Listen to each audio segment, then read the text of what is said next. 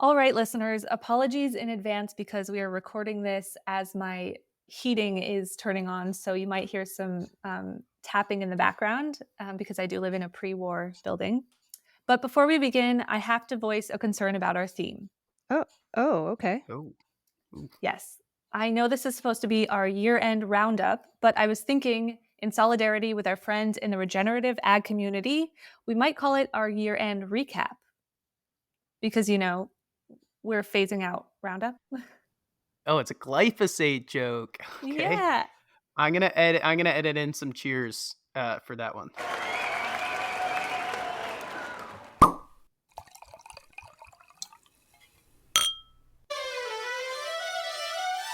All right, dear listeners, we are at the end of the year. So instead of bringing you the week's news, we thought we would recap what happened in the wine world in 2023 and try our hand at predicting what we might see in 2024. But since Ruby has declared it so, this is not a roundup. It is a rundown. It is a summary. It's a synopsis.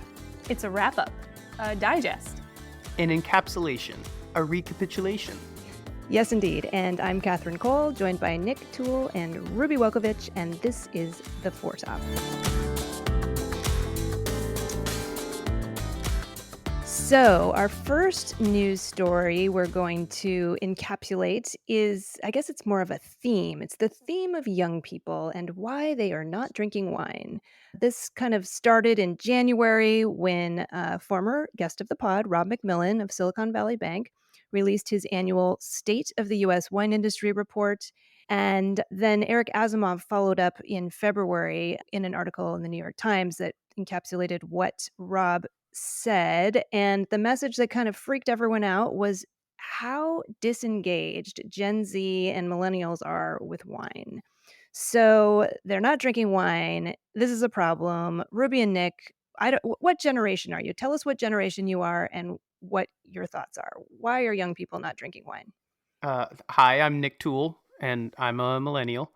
So Rob notes that if you want to bring in more millennial drinkers and Gen Z drinkers, wineries need to be more clear about their social values and what they're doing to address climate change. And that should be on the website. It should be on the label. Clearly messaged. And I totally agree with that. That's how I buy beer and wine. Hmm. But wineries have to do it in a way that differentiates themselves from other wineries, obviously, and in a way that makes consumers feel good about how they're spending. So, an example of that might be something like, for every bottle sold, we donate 10 cents to a local water restoration project. So then, the person's like, oh, I can see what they're doing for the environment, and I'm going to help them do that by purchasing this wine. Yeah, I love that. I love when companies give back. It's like the Tom's method. I'm Ruby. I'm a zillennial, even though Nick and I are the same age. A zillennial. I love that A word. zillennial, yes, somewhere right in the middle. Yeah, I think that doing good is great. I think that for me, what stops me from ordering wine as opposed to something else is I just prefer flavor forward beverages. Actually, Erica Ducey and Felicity Carter have an entire podcast season of their podcast, The Business of Drinks, about this. Where have the millennials gone? So I definitely recommend checking that out. Now, wait a minute. I want to get back to what you said about flavor forward, because obviously those of us who are in the wine industry, we think we have a flavor forward Yeah, product. those Oh those are no. fighting But words. I do remember you recommending non-alcoholic beverages in the past, Ruby. And so I wanted to dig into this. Maybe you're just talking about kind of different flavors. And I did note as we were researching this episode that according to a report from fact.mr, actually, Nick, you found this article in Wine Business, sales of non-alcoholic beverages are predicted to grow 6.7% every year for the next decade. That's non-alcoholic beverages, and they reference reasons like clean label trends, popularity of plant-based diets, better understanding of the harms of alcohol consumption, and shifting consumer preferences. So consumer preferences, flavor, talk to us, Ruby, talk to us. Yeah, it's funny. As a teenager, I would tell my family friends at parties, you don't need alcohol to have fun. And they used to tease me relentlessly for that. But I think I might just have been ahead of my time because this is clearly a trend. And I'm seeing this upward trend of non alc brands like Seedlip, Gia, the wine brand Non that I mentioned last or a few weeks back, as my dessert course. But I do have to say, as a young person living in the city, people are drinking. I think we're just looking towards more fun, unique cocktails that are really flavor forward. So last weekend, I ordered a drink. It was blackberry jalapeno tequila cocktail, and it was just like good. I don't know how else to describe it. And I think most millennials or zillennials or Gen Z were just disappointed when you try a wine that says it has notes of raspberry, but there aren't any actual raspberry flavors in the wine. And that's where I come from with it. Now this is interesting because Rob McMillan, in his report, also suggested that producers start listing their ingredients and offering nutritional data like calories per serving. And of course, Martin Reyes, Master of Wine, discussed this very topic with me in episode 130 of the Four Top. It sounds like saying in your tasting notes on your back label that there's blackberry or raspberry in the wine should be replaced by actually listing the ingredients in the wine. I think the whole nutritional labeling thing for me is a bit weird because I pay a lot of attention to nutrition. I try to eat well, but when it comes to drinking alcohol, I actively avoid looking at the calorie content or even like the ingredients because it kind of takes away from the pleasure of it. It's like this is my indulgence and I don't need to know the impact of it. Interesting. So we're still kind of unresolved on this in terms of what we will be seeing in 2024. It sounds like more NA beverages, more transparency from the wine industry is what we need to see.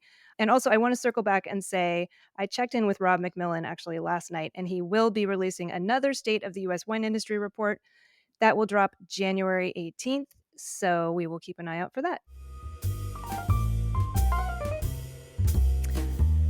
So, speaking of Silicon Valley Bank, let's talk about business this past year. The biggest story of the year by far was the failure of our two biggest banks, Silicon Valley Bank and First Republic. When I say our two biggest banks, I mean the two biggest banks serving the US wine industry. Now, if you were living off the grid for the first half of this year, JP Morgan Chase now owns First Republic, and First Citizens Bank now owns Silicon Valley Bank. So everything really got shook up. There was definitely a chill running through the wine industry for the first half of the year. I think it's still kind of shaky. I'm also hearing from my colleagues, my clients, my friends that there was a euphoria in 2022. Everything looked really great because the pandemic was over and tasting rooms reopened, tourism spiked, and that was followed by a pretty dead 2023. I've been hearing that a lot of tasting rooms were much emptier this past year as those who spent their pandemic savings on vacations in 2022 stayed home. So Gen Zers, millennials, and everyone else is not drinking wine. And the banks almost went under. And. Oh, God. And it didn't help that the World Health Organization declared at the beginning of the year, just to cut the knees out from under everyone, they declared that no level of alcohol consumption is safe for our health. So we'll be tackling that actually, and I think our next episode, but that's not helpful. Okay, so that was 2023. Let's think about 2024. Let's think positive thoughts. What is working? I always like to look at the kind of the large wine companies and corporations because they usually have their finger on the pulse, just kind of see what they're doing. Companies like Gallo, Trinchero, Constellation. And one thing I've really kind of enjoyed watching in 2023 is what Gallo has been doing. They have a couple of interesting things going on. They have a import firm called Maze-Row, M-A-Z-E. That's Maze-Row. Check it out if you haven't seen their website. It's this kind of artisanal importer vibe. They've got a great Italian book, but it's also accompanied by, editorial articles and kind of cultural curation. I don't know how else to describe it. And they acquired some really interesting brands, including our friend Randall Graham's brand, The Language of Yes. And then Gallo acquired Massican, that's another friend of the pod, Dan Petrosky's brand, in September. And of course, Massican is definitely not just a wine brand, but a lifestyle brand. So I'm kind of curious, Nick and Ruby, does this kind of appeal to you? A brand that's not just wine, but a whole way of thinking, a whole way of being. I mean, yeah, absolutely. I think that lifestyle brands are huge right now. I mean, you have Kourtney Kardashian's Poosh, you have Gwyneth Paltrow's Goop. You know, Molly Baz now has her own wine label that really matches with her aesthetic and her cookbooks as well. So I think that lifestyle brands are really big right now. Do they have to have like a double O sound to be successful? Definitely. But so getting back to wine and, looking at Massican and Maze Row and their branding and all that, they definitely very much resonate with people's identity and lifestyle. So kind of getting back to what we were talking about in our last segment, telling a story right down to that Massican blue. If you're familiar with the brand, Dan Petrosky traveled all the way to Italy, saw this like 1500-year-old fresco, and it had this very distinct, unique blue in it. And he was like, "That's the blue. That's my blue." Hmm. And that inspired that Massican blue that you see now, and it's a gorgeous color. Oh, I love that. Interesting. I love what I'm hearing because I'm all about storytelling.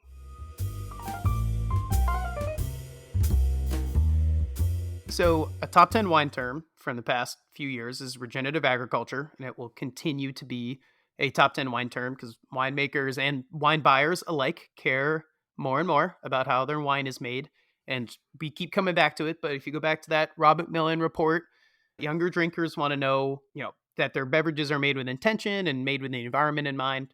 And regenerative agriculture is all about no-till or low-till, as some people term it, limiting the use of herbicides and pesticides, soil health, and all that stuff. And I think that really resonates with people. And that's why regenerative agriculture has been a big thing in 2023 and will continue to be a big thing. Yeah, I think the biggest regenerative ag story of 2023, at least in the US, was Napa Green's announcement this fall that they're requiring wineries to phase out glyphosate by 2026.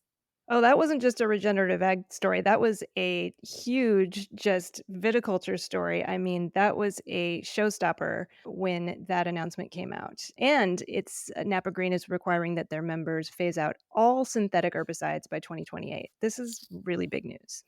Yeah, I mean, a lot of people are applauding this, but some people are also nervous. And regenerative ag is not, there isn't like a set definition necessarily. So there are people that are big into regenerative ag, but still say, glyphosate is necessary, or at least it's a bridge to better practices in the future.